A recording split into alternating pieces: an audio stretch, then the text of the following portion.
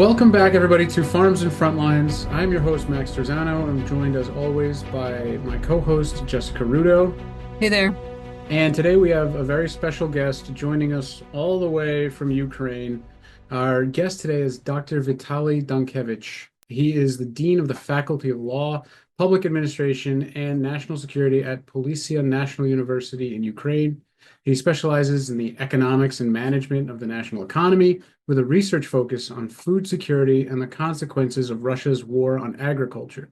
He has consulted for the World Bank and co-authored the first statistical yearbook on land governance monitoring the Ukraine in 2018.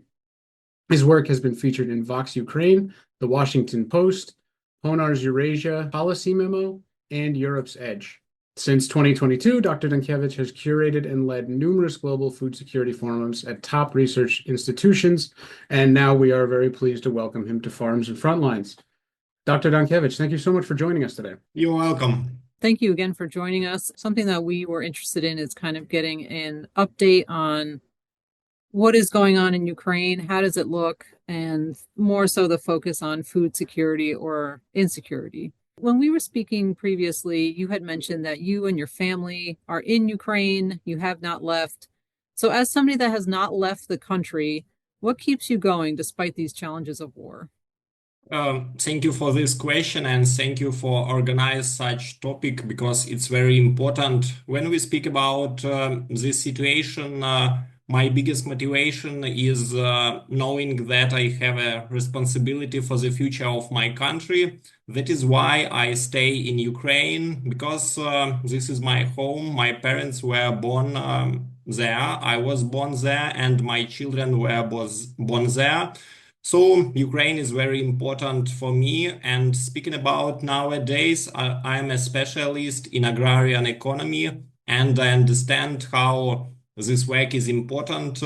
Agrarian is one of the biggest key of our economy, and it's not only important for Ukraine, but for all over the world.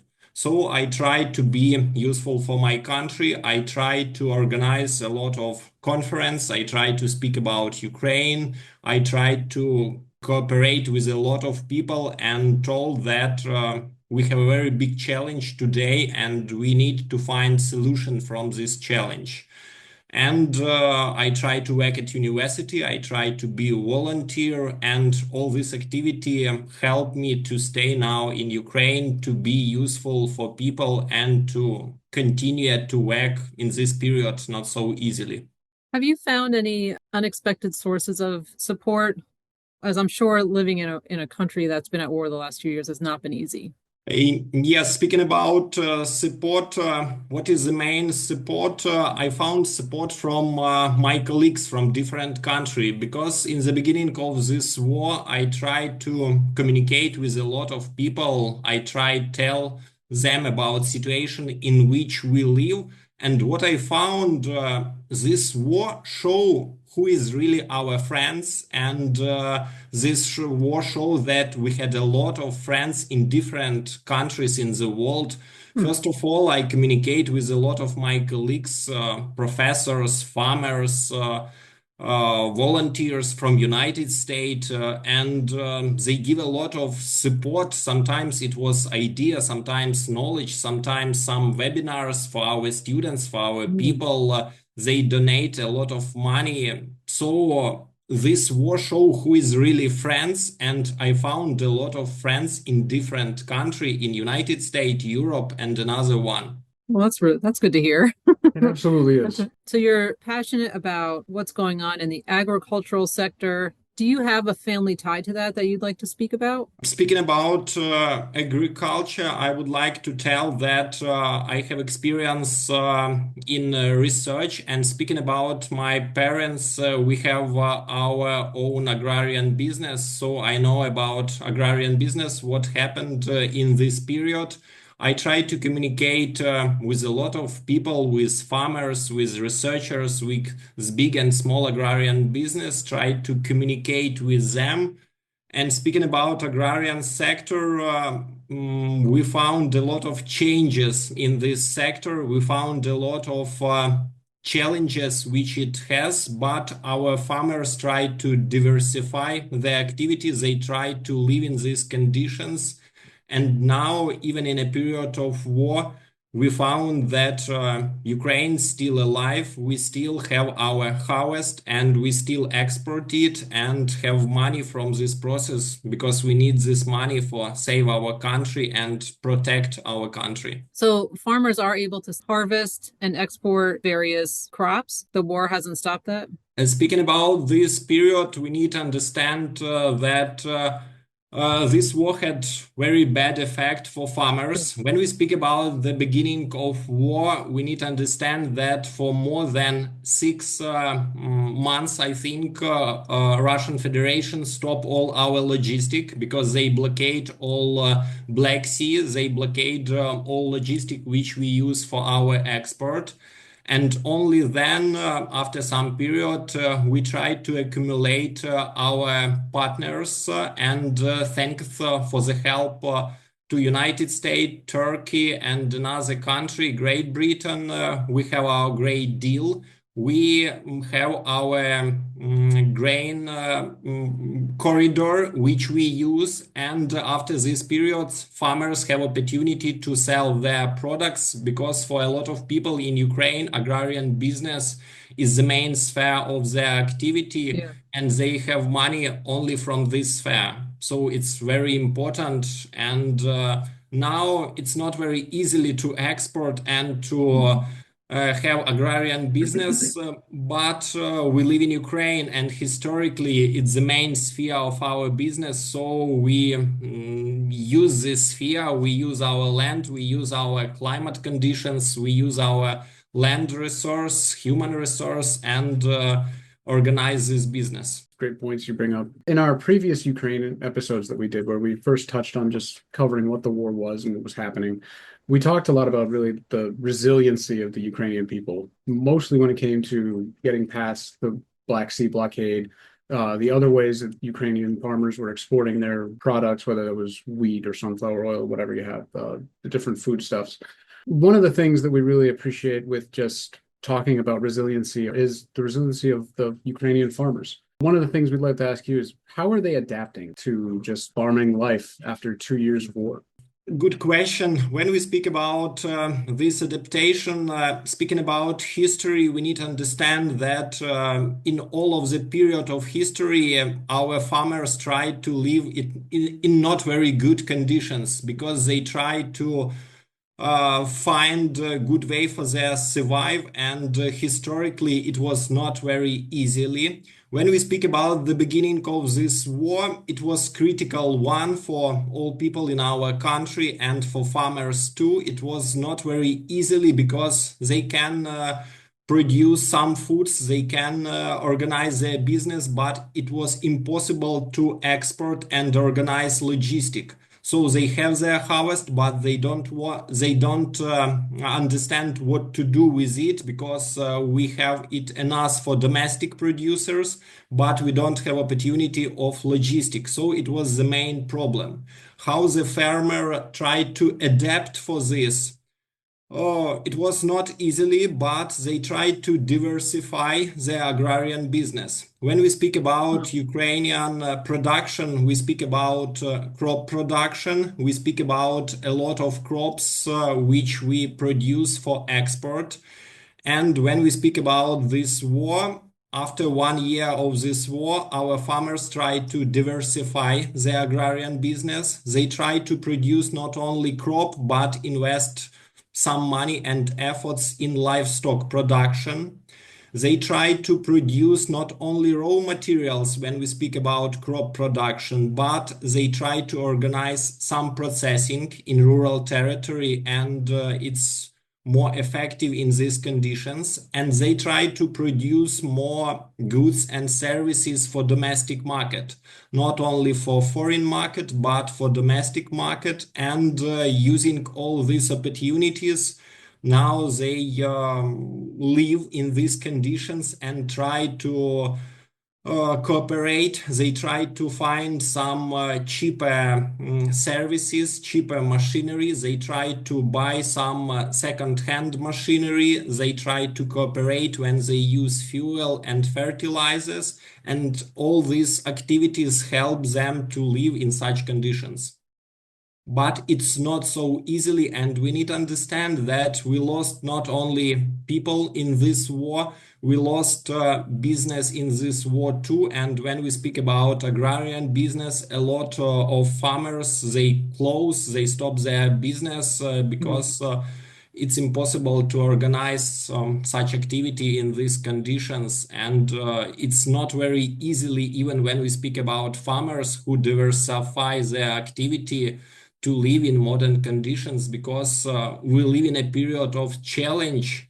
And Sure. another challenge, it's we don't have stability. We don't know what will happen after next week, Yeah. months. And when we speak about agrarian business, we need to plan something even for 1 year. But in these conditions, it's impossible. I imagine that's extra tough. You want to trying to diversify with, like you said, all that uncertainty that's happening, hoping for the best for the next harvest. Yeah. Are there other things that are making it difficult, like ability to get fertilizer or seeds or anything along those lines? Another problem is logistic. When we speak about Ukraine, and if you look at map, you can find that we had a very big border with Russia Federation and Hmm. Belarus. And when we speak about a lot of farmers, so they stay in some close territory, because in one border they have only Russian on Belarus, for example, and Sure. for them all this territory control military people, for example. All this territory in it is very dangerous to organize some activity. And so it's a very big challenge for all these farmers, because they don't have a logistic way in which they can move. They need to change all their cooperation which was before the war, and it's a very big problem, because for more than 20 years we built one logistic system using our Black Sea, using all this infrastructure, Right. roads, and it's impossible to rebuild or create a new logistic way how to export all these products. So it's one of the biggest challenge to all agrarian sector of Ukraine now, and for small farmers, it's the biggest challenge. Oh yeah, absolutely. And the trade partnership, I'm sure too, has been strained, trying to get anything like fertilizer out of Belarus or Russia, like it used to. There used to be that some of that partnership happening previously too. Is that accurate? Yes, you are Yeah. Okay. correct, right? Because speaking about our cooperation with Russia and Belarus before the war, a lot of fertilizers and fuel was produced in Belarus. For example, we have cooperation between a lot of companies. We produce some food, they produce all these fertilizers. They use our territory for transit of it. And all this war, all these Russia plans destroyed this cooperation, which was, and now our farmers try to find new partners, and it's not very easily to find partners and organization company who produce a lot of fertilizers, who produce these fertilizers with good quality, and the Yeah. main topic, good price, because it's not very good idea to Right. find fertilizers with good price nowadays. And when we Right. speak about Ukraine, one of the biggest producer of food in the world, it's Yeah. impossible to buy some piece of fertilizers. We need a lot of them if we want to make good harvest. Right. Yeah, even the shipping, the additional shipping costs if it's coming from somewhere else, and then the Yeah. time it would need to get there. Yeah, I'm sure it's You are correct, because when we speak about agriculture, it's not only producing of food. We need to speak about logistic, and we need to speak about possibility to organize this business, because it's not yeah, like a factory. You have only land. You organize this process. For agriculture, you need land, you need people, you need climate, and you need combination of all these resources. And it's impossible for example, to find another producer of fertilizers, or it's impossible to Asian country or country of Africa to find another producer of wheat, Yep. because not all countries have all conditions like Right. Ukraine and tradition of this farming. You had mentioned how important Ukraine is for not just Europe, but most of the world. When we look at Ukraine and we do the history of Ukraine here in the United States, we call Ukraine the breadbasket of Europe. Is there a similar name that Ukrainians call themselves? Yes, I think it's the same name because historically we have the one of the best resource in the world when we speak about agriculture. We have our black soil. Black In soils, yeah. Ukraine, name of this black soil is Chernozem. And when we speak about world reserve of black soil in the world, we have 9% of all black soil reserve, and we have 30% of European black soil Okay. in Ukraine. We have opportunity to produce food, and when we speak about 2022, we produce food for 400 million people. Yep. 400 million. We have in Ukraine 32 million people, and another we export. And the main important data, we have land resources to produce food for 1 billion people. Wow. Official calculation. If we use our land, if we use modern technology, we can produce food for 1 billion people. And now we live in a global world, and we know that a lot of people have lack of food. We speak about, as I remember, official calculation, we have like 280 million people in the world who need this food, and Ukraine is a country which creates this balance. We produce this food, we can export this food, and for our country, it's good business, and for all countries in the world, it's balance when we speak about global food security. That's just incredibly impressive numbers from really any country, not to mention a country that's been at war for the past couple of years. So thank you to the people of Ukraine and Ukrainian farmers and everybody working to get that food out. It really is impressive. And I know, Dr. Dankevych, that you co-wrote a piece with CSIS, the Center for Strategic and International Security, about demining landmines in Ukraine. Now, the Ukrainian farmers are going through a lot, not just logistically or in terms of getting employees or any of the traditional problems that might come with farming. It's obviously a war zone. So there are those additional problems like shelling, land occupation, and you mentioned the landmines. How are things going on that front? Are you making progress? Are you running into any particular issues? Fill us in on what's going on. When we speak about this problem, we need to understand that it's a very big problem, because speaking about some official information, when we speak about first year of the war, 30% of the territory of Ukraine, some of this territory was occupied, some of this territory polluted, and in 30% of our territory, of our agricultural land, we don't have opportunity to organize sowing company, we don't have opportunity to organize agrarian business. So a lot of territory. First of all, in some of this territory, we have land pollution. In some of this territory, we have chemical pollution. And in a lot of this territory, we have land mining. So it's too dangerous to start working in it.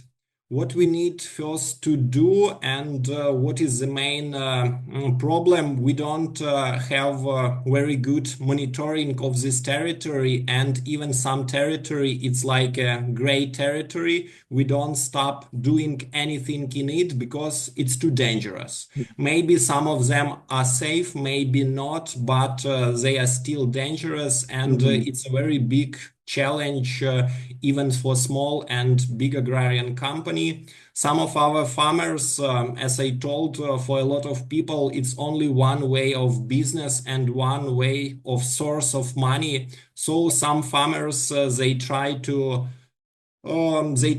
start preparing this land. They try to start cleaning this land. They use some tracks. They use some mechanism to destroy all means and to destroy all rockets or something else Right. which they find in this Oh, wow. territory, but it's too dangerous. So it's a very big problem. Yeah, And speaking absolutely. about this issue, we need to understand that Russian Federation, that they try to pollute it and try to destroy our land. And we have a lot of cases when they don't have opportunity to control some territory, they destroy it. And they destroy not only some building or some military construction, they destroy our harvest, they destroy our facility for saving our crops, and they Right. destroy land and burn them. So it's a very big problem in a lot of territory. And I don't want to make some negative prognosis, but we need to understand that I think we will have some territory which we need uh, don't use for a lot of period. We need to conserve them for some period, and maybe after some period only if we have opportunity and some technology, because even now with using all technology which we have, we don't have opportunity to find all these chemicals, all these landmines, and safe take them from our land. So it's a very long period. We need help from another countries. Even now, we found a lot of humanitarian organization from another country. We have such organization like Hala Trust. Hmm. They try to help in a lot of regions, but we only in the beginning of this process, because I think we need from 10 to 20 years to Hmm. monitor all this territory and maybe then use some part of this territory. Wow. Wow. Yeah, I mean, we Jess and I talk all the time about this kind of stuff, but obviously we're not there on the ground. But 10 to 20 years is, we were mentioning that some of this, like, it could take a long time to recover from this, but that's, I mean, it's a gut punch, especially for those farmers whose land is at risk or Mm. otherwise occupied.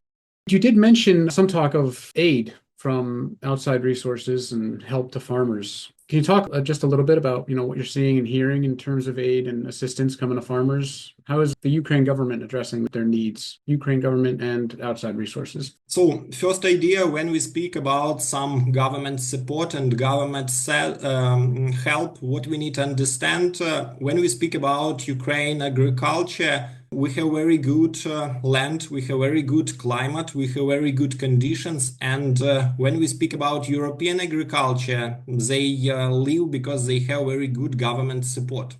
Ukraine agriculture every time live because we have very good resources.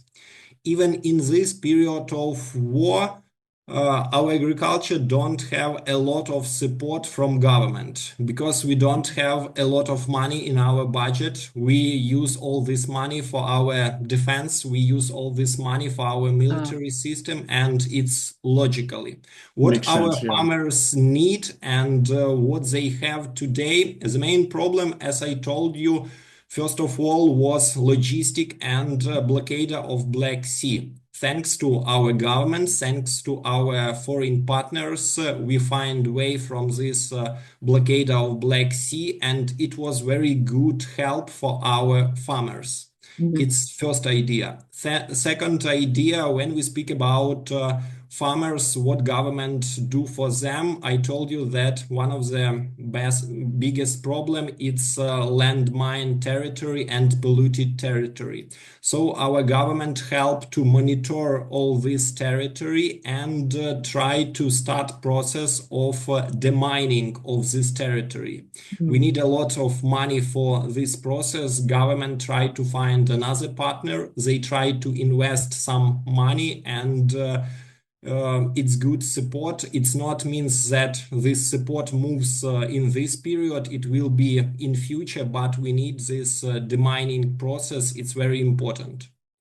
Another, when we speak about small producer, Russia Federation, they organize not only military, but they organize economy war, and they try to destroy everything what they can in agriculture because it's the main sector of our economy. So they destroy a lot of elevators, they destroy a lot of livestock complex, they destroy a lot of tracks. Government tried to give some loans for our farmers to rebuild this complex, to buy some new tracks, and it good support from government. But as I told you, we don't have a lot of money for all these issues. So Right.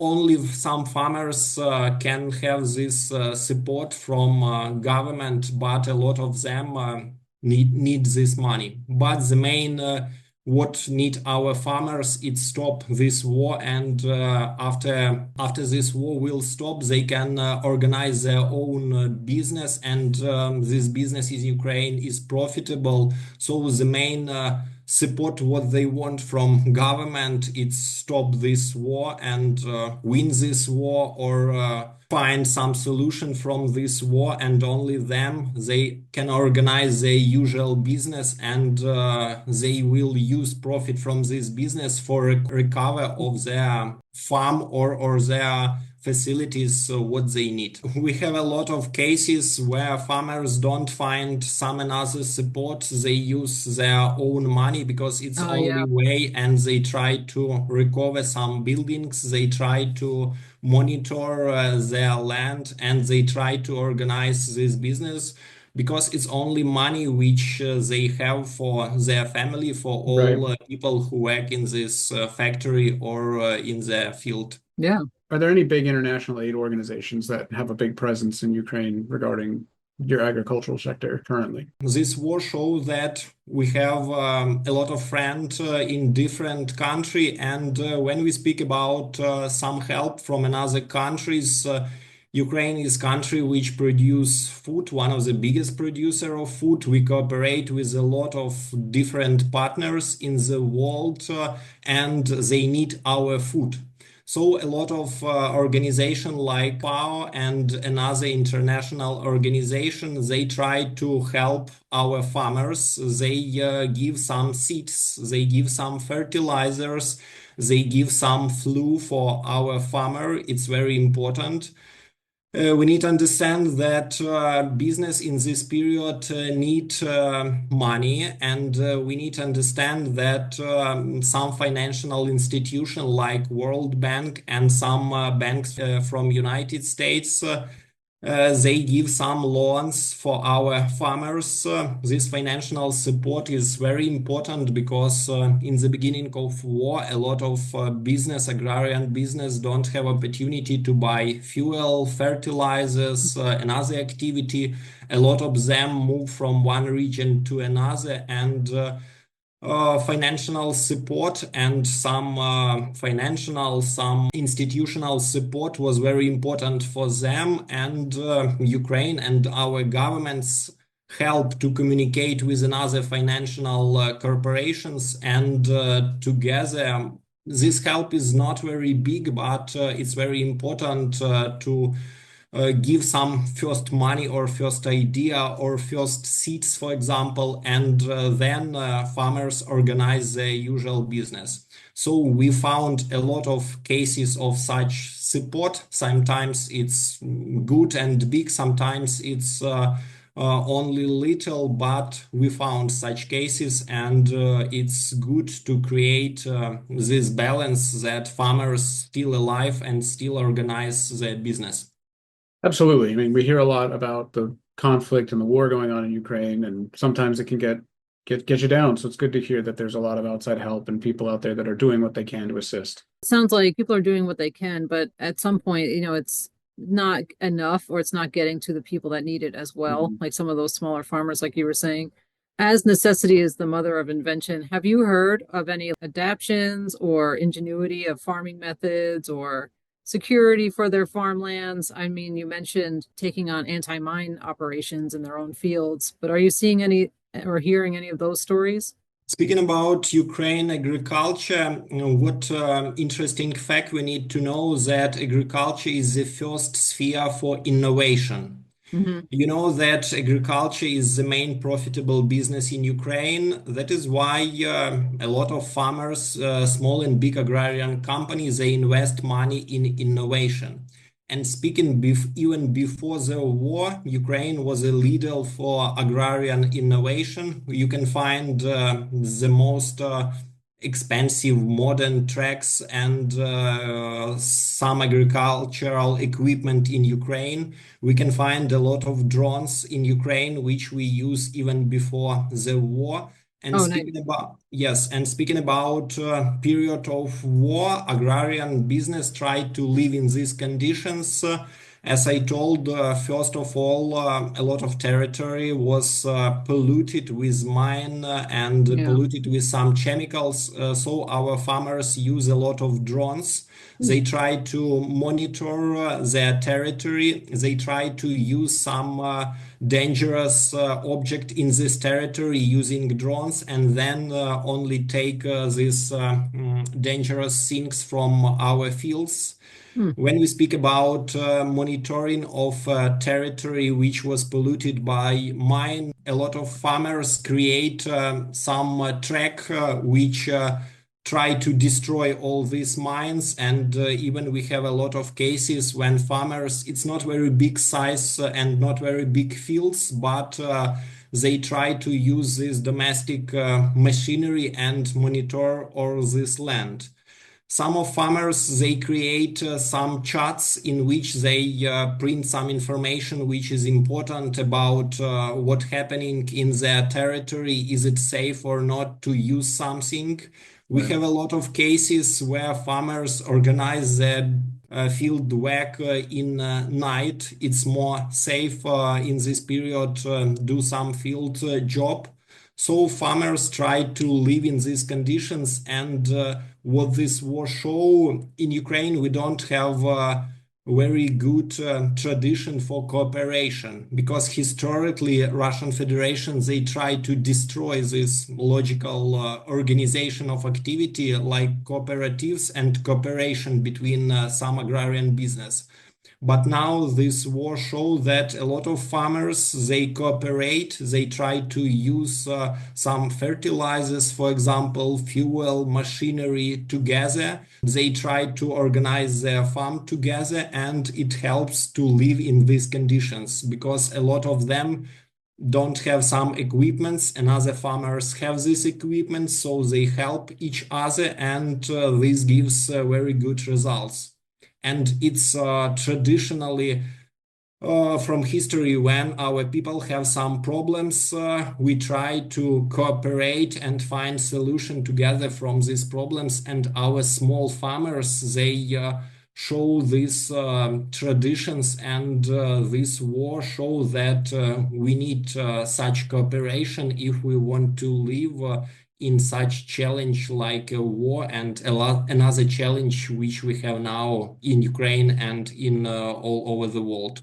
Mm. Yeah, it's a beautiful sentiment, just being able to come together Yeah. and work cooperatively in the face of such trying times. Again, props to Ukrainian farmers for overcoming these difficulties that they're faced with on a daily basis.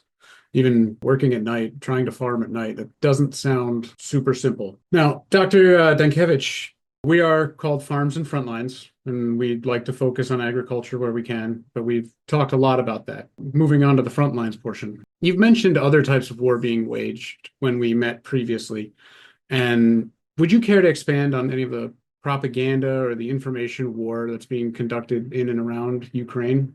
Yes, you are correct, right?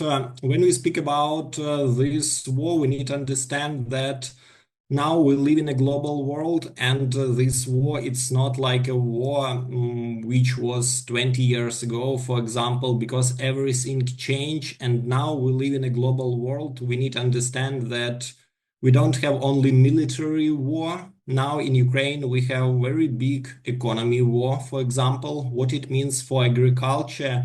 When Russia Federation understand that they don't have opportunity to occupy a lot of our territory, they try to destroy all this territory, because they understand that Ukraine is a big agrarian country which produce a lot of food, which export this food and have money from this process. So they try to destroy our economy.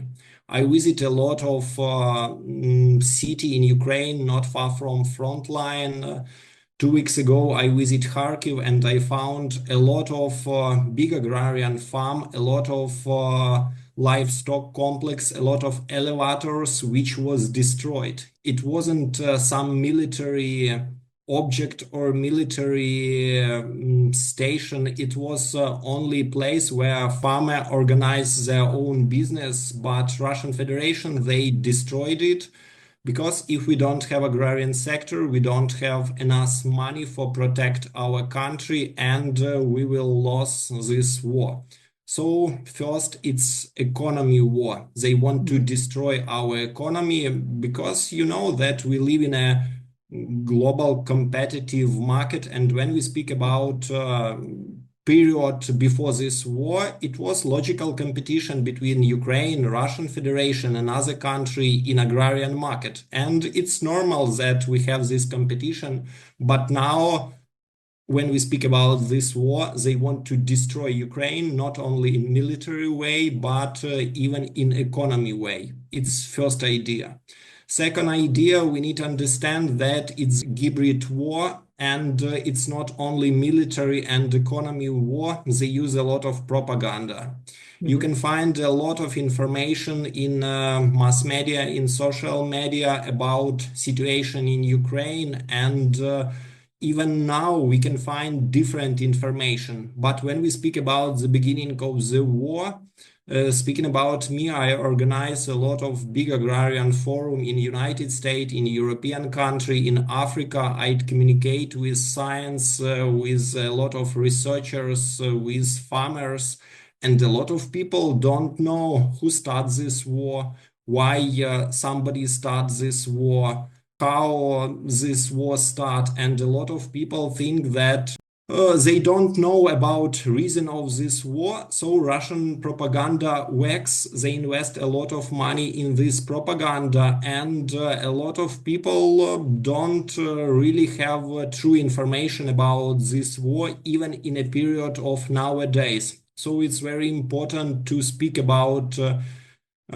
position in which we now live. It's very important to speak about real interest of this war, and it's very important to speak about Ukraine, about our role in global world, that we are a country which produce food, which gives this food for more than 400 million people in the world, and organize such speech, because it's very important to destroy Russia propaganda, which works and in which they spend a lot of money in different countries in the world. So we now live in a hybrid war, and in all part of this war, it's very important to protect our country or another country in which Russia Federation can attack, because they have a very big plan, not only for one Ukraine. I think that's a really good point, how, Russia isn't just focusing on Ukraine specifically, and the spreading of misinformation and propaganda really is a global problem that really needs more focus. I'm glad that if this episode does anything, we can shine a light on that as well. Russia is very good at misinformation and the propaganda and long-term thinking and what that does. Do you have any examples of some of the propaganda that Russia's putting out? Speaking about propaganda and about beginning of the war, so first idea which we find from their news. So first of all, they told that they need 3 or 4 days and they will occupy all territory of Ukraine. Oh, sure. Yeah. So it was a very big propaganda, and for a lot of people, it was terrible, because in the beginning of the war, we found a lot of people who tried to move to another country. We found a lot of business who tried to stop their activity. We found some problems with food, with fuel, and it was like a panic. And in a lot of social media and all mass media in the world, which are financed by Russia Federation, we found this information that they need from 3 to 4 days, and they will occupy all territory. So they use their resource, and they speak about their military opportunity, that they have enough military troops to occupy all territory. They don't use some true information about their misses in this war, about people who die, about their soldiers who die, but they Oh, yeah. use a lot of information about our machinery, which they destroy, our tanks, which they destroy, our planes, which they destroy. Even sometimes we don't have such military amount which Yeah. they destroy, but in their official report we found a lot of them. Oh, yeah. They told a lot of things about our agriculture, that in territory which they occupied, they will create very good condition for our agrarian business. They will give some preference for company which will use their law, and they create very good conditions for their business which stay with them. It means about fuel, about fertilizers. But then when we communicate with people who try to work in occupied territory, we found that this information is not true. When they occupied some territory, they take all this land to their companies. Sometimes we have cases when after military troops came some Russian agrarian business and start their own business in this territory. And in their mass media and in their news, they give another information. So we live in such propaganda situation, and we need to do something with this because it's too dangerous. Because now we live in a social world when a lot of people don't believe to another people, they only believe to news, they only believe to social media, and Yeah. who control this social media and some newspaper, some news, they are very important. What another Russian Federation do, they try to blockade all our radio and TV set in a lot of our regions not far from the border, and in this region it's impossible to show our Ukrainian news, for example, because they try to destroy some system which sent all this news to people. And it's not only military war, as I told you, it's information war too, and in Right. it Russian Federation have some success because they invest a lot of money in it, not only in Ukraine but all over the world. Yeah. So it's a very big challenge, and we need to find a way from it. Sometimes we have success in this case, but sometimes we don't have success, and we need to do something with this. That's really interesting that one point that you mentioned, Russia had some offers in certain occupied areas to work with farmers. And then when they took those offers, that was not the case at all. It's interesting that farmers were willing to take that offer, one, and then immediately the Russian Federation was like, no, never mind. Yeah, This is the actual plan. That's interesting. it's very interesting. It shows who you're dealing with. Does any of that misinformation, how Ukraine is being perceived, is that having any other effects in terms of neighbor relations? We saw a couple of reports where grain was now trying to get funneled through other countries, and it was flooding other European markets and created some tension between Ukraine and neighboring countries. Is some of this propaganda also doing the same thing, where there's some relations that are being affected because they believe that Ukraine is saying one thing, but it's because Russia is putting out a different message? I think when we speak about propaganda, we need to speak about effect of Russian Federation in a lot of European countries, because they want to affect for some elections in this country. They invest a lot of project in some European countries. And when we speak about historically, when we speak about their gas, their fuel, so they try to accumulate a lot of power in European countries using their natural resources, and have partnerships with a lot of European countries for long period.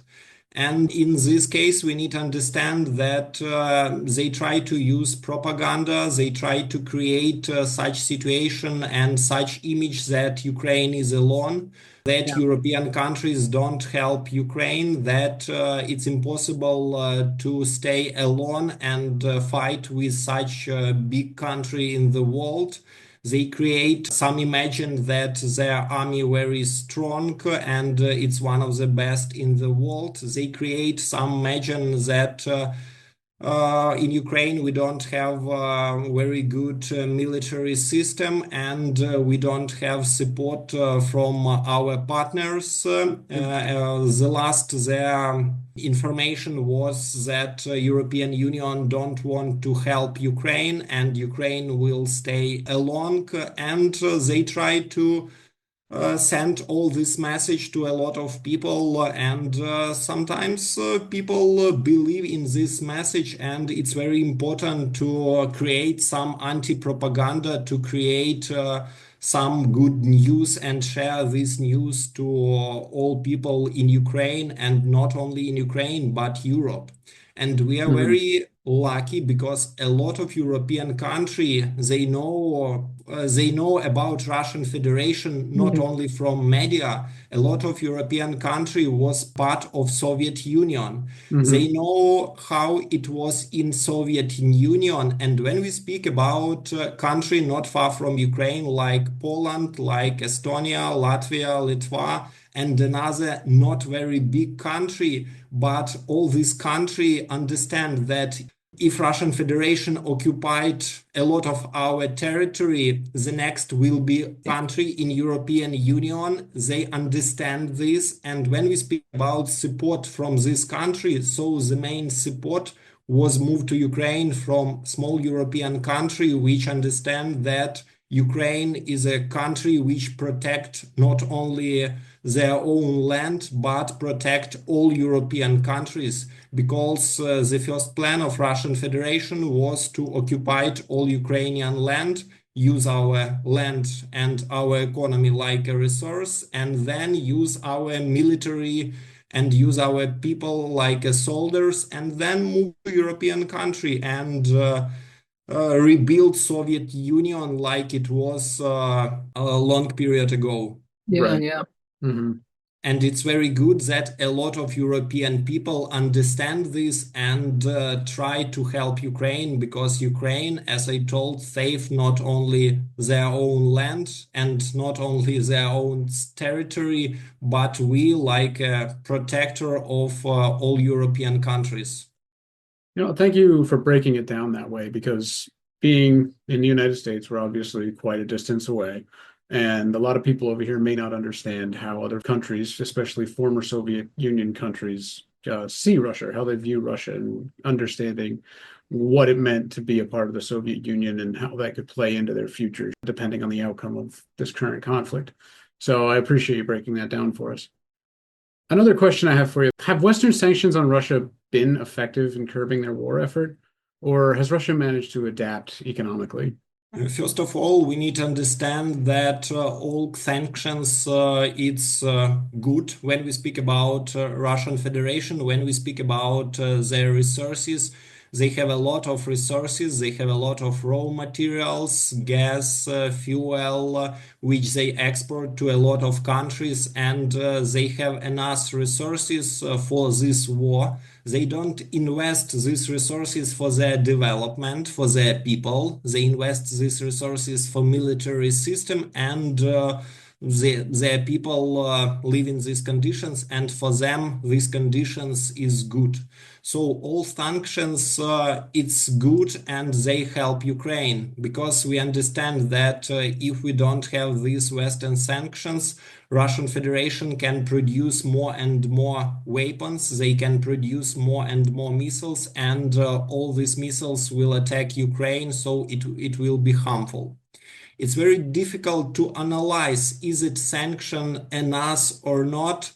If we live second, third year in this big war, we understand that I think these sanctions is not enough, but it's very difficult to explain is it in us or not, and who need to find this balance between sanctions. So for Ukraine, Right. it's not in us because when we speak about nowadays, Russian Federation is strong. Russian Federation every day sent, I think, from 50 to 100 shuttles and drones to Ukraine. They sent from 10 to 100 missile to Ukraine every day. They can do this and have such opportunity. So we think that these sanctions is not enough.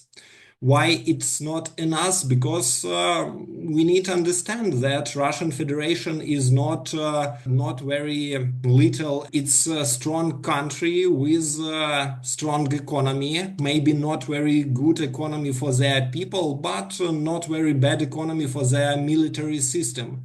And they diversify in these 3 years. They try to find new trade partner.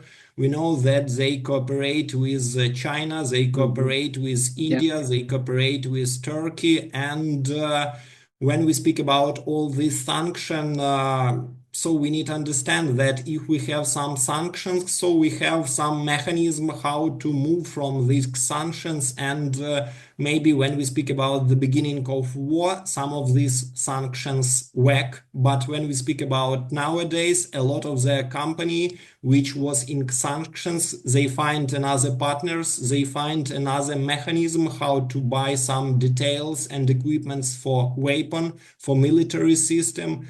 And now not at all. First idea, it's very difficult to explain, is the sanction enough or not? My idea is that this sanction not enough. And second idea is all this sanction work. I think that a lot of them don't work because they find mechanism how to live in a period of this sanction and how to cooperate with another partners. When we speak about Russian Federation, it's a very big country who communicate with a lot of different countries. They have a lot of neighbors not far from them with whom they cooperate. And we have a China country which need a lot of raw material, which need all this resource from Russian Federation. And we need to understand that for a lot of countries, this war is a very good business. That is why for them, all these sanctions, all this military situation is good because they can buy fuel cheaper, they can buy wood, they can buy another raw material, even from Russia Federation for cheaper price. And for them, it's a good business. Or maybe they could steal it too. So we looked at Yes. stolen wheat from those occupied Ukrainian areas. On one of the articles that we found, it said about 4 million tons of wheat was exported. Russia exported it, but it was taken from Ukrainian territories. So maybe that is also adding to whether these sanctions are being effective or not. It might just be creating new markets, new black markets. Have you seen anything or heard anything from local farmers about black markets emerging or this wheat being stolen? When we speak about their ideas, what they do in occupied territory, first of all, when military people, Russian military people control this territory, after the military people move some big agrarian business, try to use all this territory. And we have a lot of cases when they take all the harvest and when they take all the wheat. What they did with all these crops, first of all, they moved them to some ports of Crimea Republic, for example. Then they moved to Russian Federation ports, and they add their domestic wheat, for example, wheat from our territory, and then they officially export it to another countries and told that it's their own harvest. We can find very interesting official data about their harvest in Russian Federation and harvest of wheat, for example. And when we find data before 2022, and data, for example, in 2023 and 2024. So it's different data, and we don't have very good climate conditions, for example, for better harvest. So Yeah. we understand that a lot of harvest, it was from our territory, which was stolen from our fields. Or we have another case when we speak about occupied territory, and we have not very good deal with farmers who stay in this territory. So Russian agrarian business and military people, they buy a lot of wheat, for example, in farmers in occupied territory, but they pay them only little money for this harvest, and this money only good for organizing another crop production, Right. but it's like they stolen all this harvest from these farmers. So we have a lot of such cases, and as I told you, it's not only military, but it's economy war. We need to Right. understand this. Yeah, seriously. Dr. Dankevych, thank you so much for your time and for coming in and talking to us about this extremely important issue and everything that revolves around it.